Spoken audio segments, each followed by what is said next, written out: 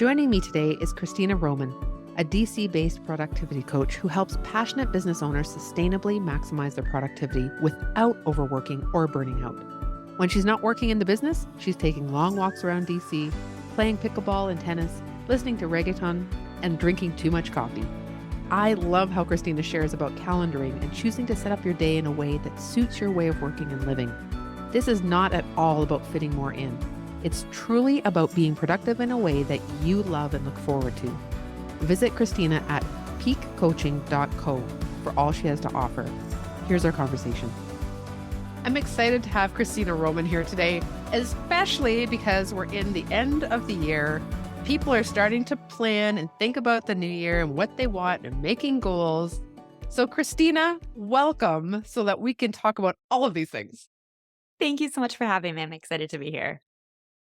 So Cristina, tell me a little bit more about what it is that a productivity coach specifically is. What does that mean? Yeah, it's a good question. So I am a sustainable productivity coach. And I say that up front because I don't want people to think that I'm here to help you spend all of your time in your business, burn yourself out, hustle and overwork, which I know topics that are important to you too. But in this day and age, I'm like, I love sprinting. I love going heads down on work, having really good work habits, but that is not what I want my entire life to be. And my clients feel the same way. So, really making sure that you are integrating your life, that you have the work habits you want to have, but that you also have the rest that you need. And you have all the other elements of your life in a way that just works seamlessly and in a way that can really ebb and flow. So I don't know about you or anyone else listening, but for me, my energy ebbs and flows, my motivation ebbs and flows. And so how do I accommodate that instead of just forcing myself to act like a little productivity robot every day? Not about. Yeah, this is my heart all over the place here. And I love that we're going to talk about this, especially because number one, I think in December, people feel a crunch to try to achieve everything that they didn't finish achieving that they thought they would in January, which is totally unrealistic. And number two, that people are putting all of these big expectations on themselves then for January to, roll out the gate. And in my personal experience with the people that I coach, I just see them setting themselves up for exhaustion, overwhelm, and really a loss of motivation for something that they once were passionate about. But if they'd set it up differently, sustainably, like you said, it Yeah. would have a very different feel. Yeah. Well, and I think one thing that's really important to talk about is that sustainable doesn't mean, in my world, consistent. It doesn't mean like what you do in January is what you have to do in August. It could be like, I'm going to sprint in January and I'm going to acknowledge I'm going to do that for 6 weeks or 8 weeks, and then I'm going to need a rest. So, in my world, sustainable can mean whatever it means to you. Like, and you get to figure it out. That's really awesome, especially when most people that are listening, I'm assuming, are entrepreneurs.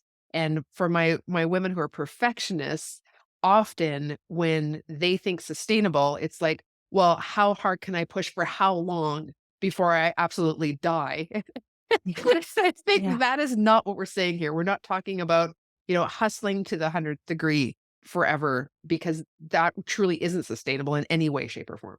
Yeah. Well, and letting things just have their natural evolution. So the example I always think about is I used to do morning pages. So if anyone's read Julia Cameron's book, The Artist's Way, she talks about writing 3 pages every morning. And for probably 2 years, I wrote 3 pages every single morning, like without fail. Maybe I didn't do it like once or twice. But I didn't attach myself to that streak. I wasn't obsessed over it. I just really loved doing it. And then all of a sudden I was like, I don't want to do morning pages. And now I sit on my iPad in the morning and I do not write. I don't journal. I don't meditate, like none of it. I sit on my iPad and play at this cheesy little game. And so that to me is just a good example of like morning pages had their time as my habit and now it's gone. And I don't need to be upset about that ebb and flow. Yeah, there is a beauty, and we've even talked about our cycles and the fact that there's an ebb and flow with our cycle and how we work in our business around that, and that there's times to be able to be more in and times to take care of yourself and pull back a little bit. And this is really the same thing that we're talking about. Absolutely. So when it comes to this time of year, what would you say are the things to kind of, I guess, be on the lookout for so that we're not putting ourselves into a state that is not healthy for us? Yeah. So the first thing that I would look at is, are you in compensation energy? So it's exactly what you said, or like the other way I talk about this is, are you paying penance? Do you feel like you have to pay penance now for the version of you who didn't show up like you think that he, she, or they should have all year? And is that how you really want to spend your last part of your year, right? Compensating for your perceived failures. So that's the first thing I would definitely look at. And then I think the second thing I would look at is just, what assumptions do you have about what the end of the year means? So are you associating end of the year with last push and last hustle? And if you like that, go for it. Like I said, I love a good sprint. But for me, I'm like, December is actually a really mellow time. Like last year, I traveled with one of my best friends for 5 weeks over December and January. And in the past, like I've spent a few weeks with my mom over Christmas. So I'm like, for me, I'm like, I don't want December to be insane and chaotic and filled with stuff I don't want to do. I want it to actually be mellow. So just checking in, what are you making the end of the year mean? And do you actually like that? I love that. I had just said not that long ago, the fact that we somehow think that that 31st date means that we're done and over, like there isn't a whole other 365 days about to come. Actually 366 about to come. Why are we putting that kind of pressure on us? And what is that doing to our own sense of self-esteem and ability? And I guess just really, what are we setting ourselves up for if we're not accepting that we do have more time, that this isn't truly the end of everything? Yeah. Yeah. No, I love your point. It's like just these imaginary things on the calendar that we make mean so much about who we are as a person and what we're capable of. It's something I've definitely, definitely fallen prey to. But yeah, it's constant work to unwind yourself from that. As a recovering perfectionist myself, and that's definitely my go-to, some of the things that I struggle with, and I know that listeners have mentioned this when we've had conversations on social media and so on, is the idea that like it's hard to just set up a week to feel good. Like I'm often feeling like I'm already behind the eight ball when I'm going into that week, kind of this feeling that we're talking about at the end of the year, but every week. And how do I actually set up a week that is reasonable, that doesn't have that whole hustle feel? And like you said, I love a good push too. I love when I'm in that zone, but I don't always want to feel like I have to be in the zone. And even when I'm in that zone, I don't want to feel more pressure than I need to feel to get things done. Yeah. Yeah. So I just have to say up front, I'm a huge fan of calendaring, and I know that people have very strong opinions either way. So even if you're someone who's listening who doesn't like calendaring, just hear the essence of this without it being about the calendar. So one of the reasons that I recommend calendaring to my clients, at least in the beginning as we're working together, is because it tells you the mix of your schedule. It tells you the actual specific amount of time that you have and that you are allocating to different things. And what I find with like the 99% of my clients is that they're expecting themselves to be able to do more than is mathematically possible. And then they're making it a self-esteem issue. So we're setting ourselves up to fail in terms of the actual factual numbers. And then we're mad at ourselves for having failed, even though it was an impossible puzzle to solve. And so what I think happens with a lot of my clients, I'll break this into two different camps with my clients. So first camp of clients is they see this and they're like, oh, wow, I get it. I understand why I've been struggling so much because I literally couldn't mathematically do all of this. Right. And now I have to make the tough decisions to clear out what can't fit. And then the second camp of people, I think, gets there eventually, but just has so much more resistance and is like, if I just figure out the right hack or tip or trick, then I can squeeze an unimaginable amount of things into this amount of time. Like I can defy all all laws of time somehow if I just get the right tip. And I think what happens is eventually those people break down and realize that that's not possible. So I think I only partially answered your question, though. Where do you want to go with that?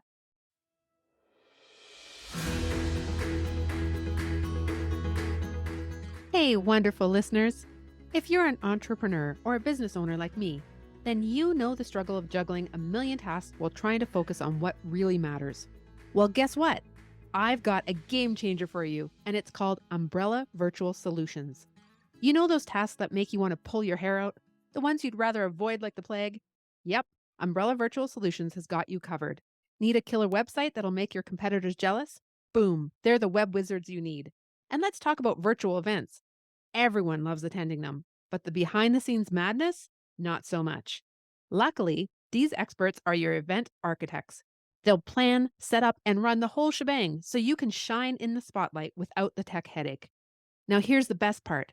If you're a fellow podcaster like yours truly, you know that editing can be a real audio nightmare. But fear not, because Umbrella Virtual Solutions are audio editing maestros. They'll transform your raw recordings into podcasting gold while you sip your coffee and relax. And hey, who wants to drown in emails and social media management? Not me. That's where Umbrella Virtual Solutions really shine.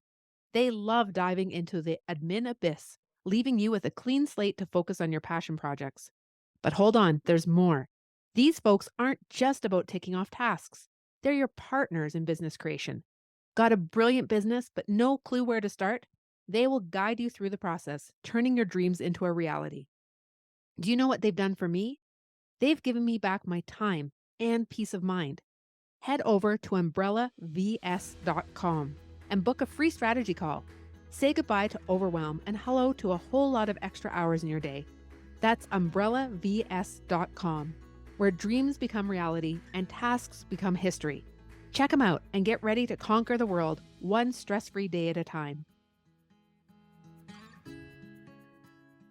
Okay, so if we can start to see the actual time factor, like the reality of what we have to work with, Yeah. then how do we set ourselves up for a week that is fluid and I guess comfortable? And I don't mean comfortable in the sense that we're not doing anything. I mean comfortable in the sense that we don't feel like we're put upon and we're overwhelmed and we can't handle what's going on.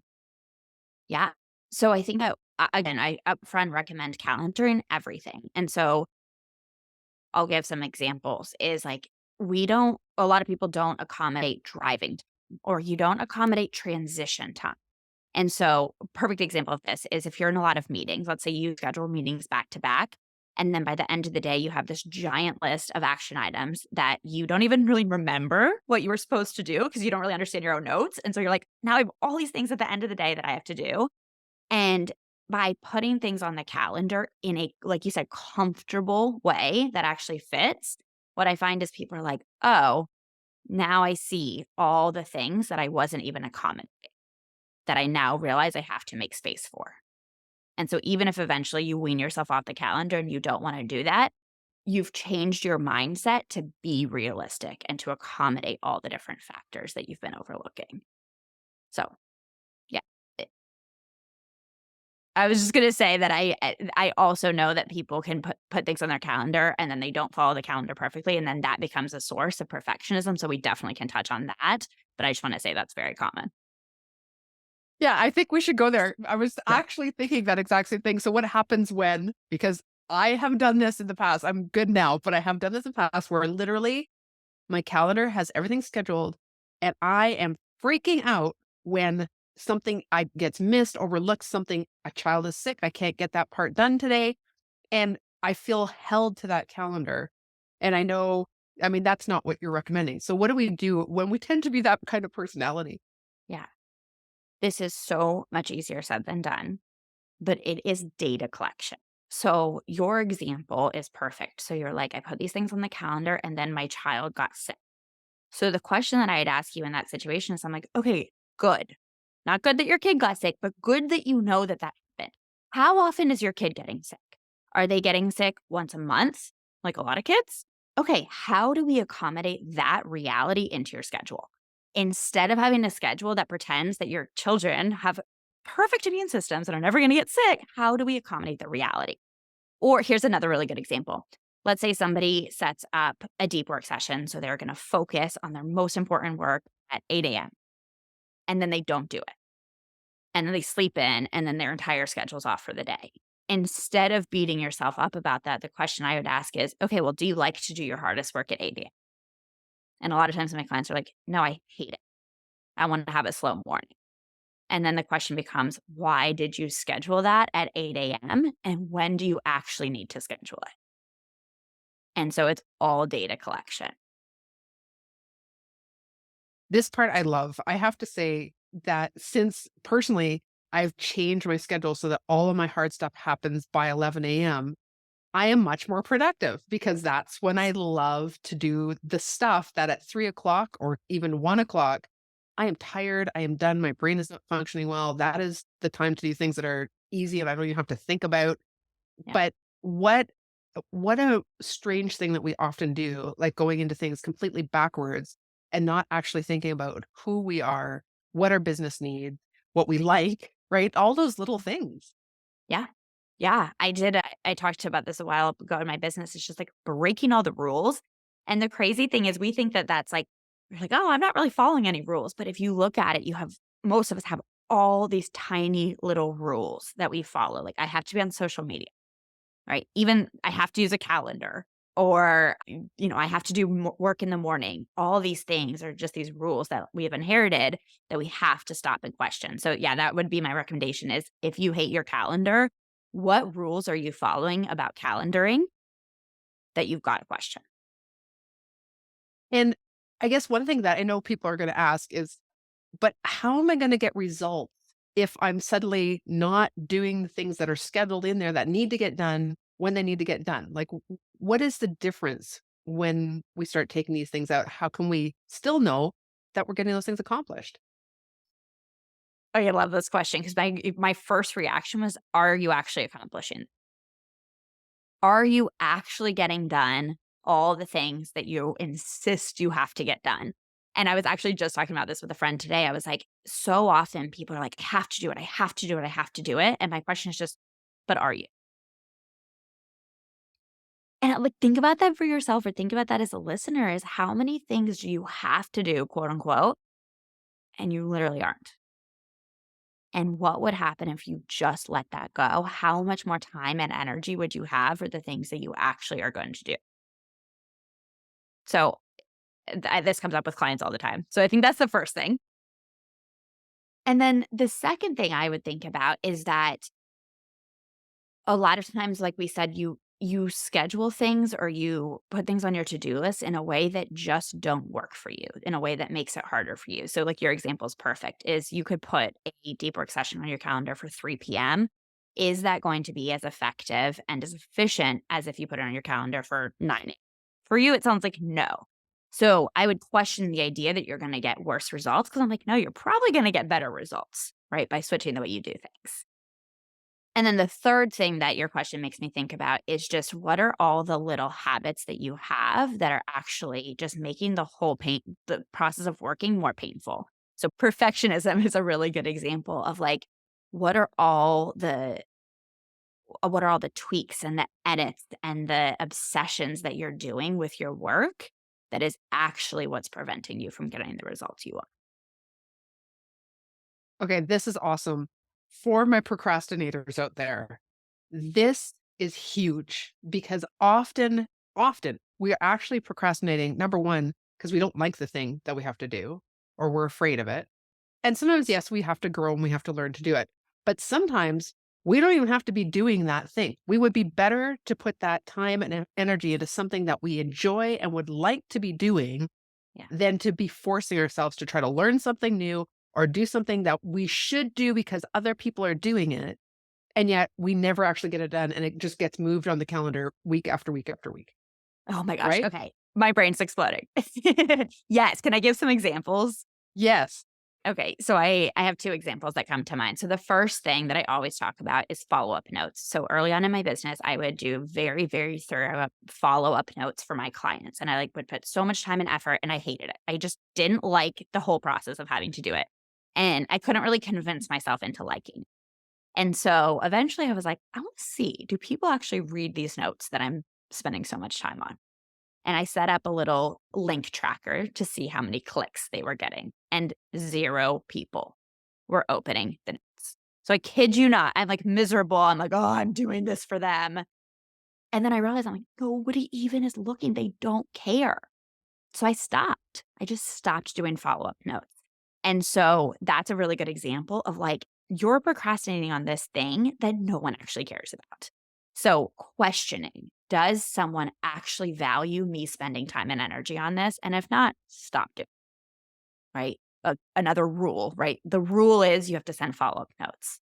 I'm willing to break that rule. So that's my first example. And then the other example, because I want to be clear that we're not telling people to just like go and have a drink on a beach and not worry about your work. The other example I think of is that I used to, at the beginning of my business, try to do webinars. And so I would get on a webinar and I would talk at a screen, and occasionally I would get a question or two. And I did not like it because I felt like I was just talking into a black hole. And so instead of doing them, I switched out and I started doing live interactive workshops where people are on video and they raise their hand for coaching and they ask me questions and I can see their body language. And it's on paper, it's the same amount of time invested, right? So I do the prep work and then I'm on the workshop for an hour. Maybe I send a follow-up email. But energetically, I had so much less resistance to the workshops. Like they were so energizing in a way that the webinars were so draining. So same amount of time, completely different energy. Yes. Yes. So this is what I'm talking about. And I love that we're giving some detailed ideas of what this looks like, because maybe there's something right now and you're listening to this and you're thinking, oh, I know exactly what that thing is, because it's still hanging there over your head.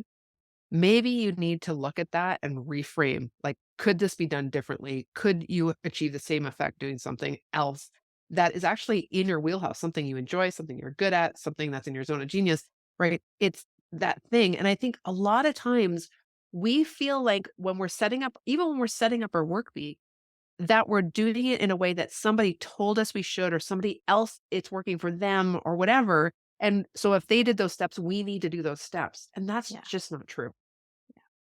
Yeah.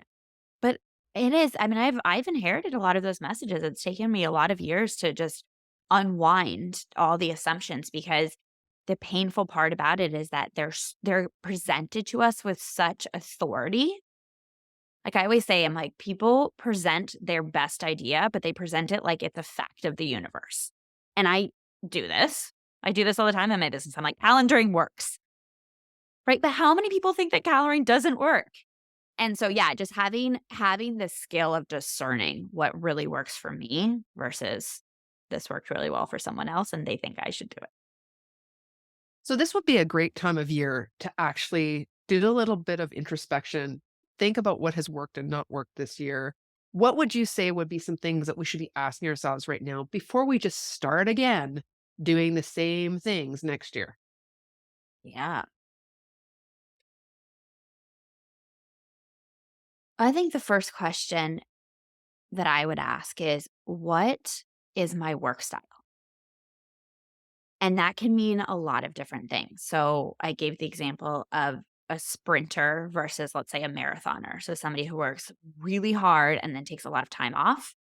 That, like giving people permission to do that style is gives life to so many people. They're like, I didn't know that was an option. So that, but on the flip side, I'm like, there are people who work super well with just daily consistency. They want every day to look the same, and that's how they thrive. So knowing that and owning it. The second question I would ask myself is, what are the skill sets around my work habits that I haven't yet mastered? And I'm doing this on the fly, but that wording is really specific about skill set, because I think a lot of times we think that there's like either I can focus or I can't focus, and that's an inherent part of my personality. I'm organized, I'm not organized. But I think thinking of it all as skill sets is like, what are the skill sets? So the skill sets I talk about are project planning, weekly planning, and then deep work. So the focused, uninterrupted time. Which of those do you feel like you are not yet excelling at that would have the biggest impact on your next year? And what's one small step that you could take to start improving? Those are What would good. you ask? Hey there, fabulous female entrepreneurs. Are you ready to take your business game to the next level? Well, I've got some incredible news for you. Have you ever wondered what it's like to work with a business coach who's all about helping you let go of people-pleasing, perfectionism, and procrastination in order to achieve your personal and professional goals? Look no further, because I'm here to help you make your dreams a reality. Picture this: a free 30-minute strategy call together with me. Yep, you heard me right, totally free. It's your chance to tap into my years of expertise and get a taste of what it's like to have a committed and caring business coach by your side. I've had the honor of empowering many female entrepreneurs just like you. Whether you're starting from scratch, feeling a bit stuck, or aiming for the stars, I know the ins and outs of turning ambitions into achievements. Imagine having a mentor who's been there, done that, and is genuinely invested in your success. I've got your back, and I'm ready to share my proven strategies, insider tips, and unwavering support. But here's the catch: this opportunity won't last forever. So if you're serious about smashing your goals and want to experience what it's like to work with a business coach who's all about getting results in a way that is authentic and enjoyable for you, head over to www.pursueprogress.com/podcast now and click on today's episode to go to the show notes and book your free strategy call. That's www.pursueprogress.com/podcast. Your gateway to claiming your free 30-minute strategy call. Seize this chance to unlock your potential, find your purpose, and embark on a journey of growth and success. All right, amazing listener, it's time to make your move. Visit www.pursueprogress.com/podcast. Book your spot and get ready to take that first step toward your wildest dreams. Thanks for tuning in. And remember, I'm here to support you in your goals and dreams. Don't procrastinate. Book your strategy call now and let's make those dreams a reality together. I think I would ask too, what do you love? Like, what area do you absolutely love being in? And if somebody said you could just do that all week, you would choose it. Because I think sometimes just giving yourself permission to put more of that into your week can help relieve that bit of feeling of, oh, I don't want to get out of bed today. Yeah, I love that. And one thing I want to ask you is, as people are coming to you, what do you find they are looking for when it comes to productivity? What do they want to see at the end of this? So I divide it out into 3 different categories. I think of it as like a little pie. So some people have some part of the pie mastered, some are working on all 3 aspects. So the first is creating high caliber work that you're proud of. So I always say, I'm like, we're not telling you to just go mess around and put out terrible quality work, right? I think that's sometimes the message that people hear. I'm like, no, no, no, no. High quality for sure. That's first piece. Second piece is true rest. So time off plus mind off. So I had to really work through this where I would take time off, but my mind was still always on my business. And so I had to train myself in that second part, which is my mind also being off when my body's off. So that's the second thing, is true rest. And then the third thing, this is something that I've been working on more this year, is having a rich, full life outside of your business and really breaking the myth that if you have a big, full personal life, that your business is going to suffer. And I think a lot of times perfectionists definitely fall into that trap. So I would say those are the 3 things that people really want when they come to me, is those sorts of outcomes. And then just the feeling of knowing you have true rest, knowing you're producing high caliber work, and knowing that you have a rich, full life, just like the peace of mind that brings. I think that's what I hear a lot too from coaching clients wanting that. Yeah. And I love that this is part of what you're bringing to, I think, a new mindset. I think hustle has been such a push, such a drive to have people move their businesses forward for so long, and not understanding that taking that time, having that rest, having life outside your business actually accelerates your business because it's coming from a place of joy and motivation and fun, and knowing that you're not stuck in it 24/7 forever. Yeah. This is so interesting because I hosted a workshop called How to Double Your Productivity, and I was so excited about it. I like promoted the heck out of it, and it was a complete flop. And I was like, what the heck? Like, how? This is some of my best work. And I was talking to a friend, and she was like, I think it's just a sign of the times. Like, people don't want to double their productivity. They want to relax and rest and have a hobby. And so, yeah, that's why I've just been doing a lot of the other work around the how to have a life, because it's it's all the same work. Like, it all requires you to be self-aware, to feel your emotions, to know how you're spending your time, to like how you're spending your time. But I think the potential outcome is just people want to have a life these days. Yes. Yeah. I would say even personally, my calendar if I looked at my calendar 3 years ago, it was a packed calendar. And now my calendar has so much more white space, not just for my own personal time, but so that I can do things I do enjoy in my business and put more of it in my calendar. So it is interesting how the tide is changing. I know one thing that Christina has given us is she's giving you $10 off the guide, How to Get into a Deep Work State in 15 Minutes. It's normally 27, so it's not even expensive to begin with, but she's giving us an extra deep discount. Christina, tell us a little bit about what this will do for us.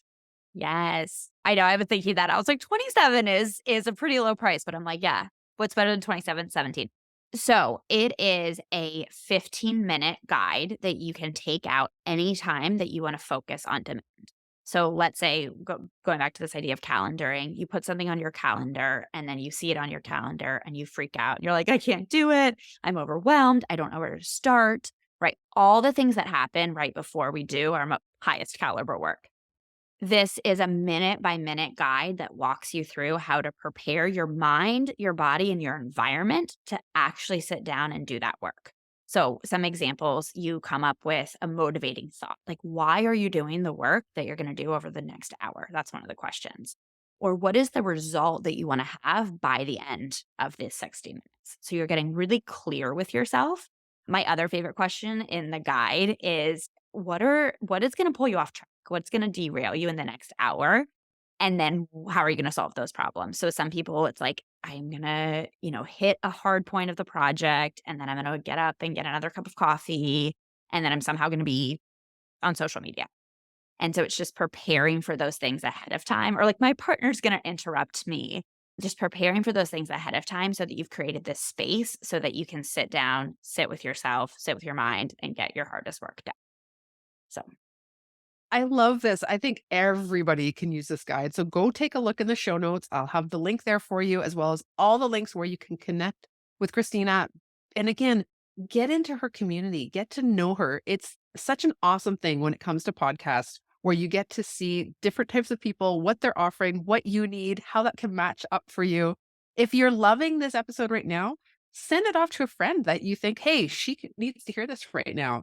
That's one of the best things you can do, not just for us in order to get the podcast out, but to help your friend, right? So feel free to yeah. do that.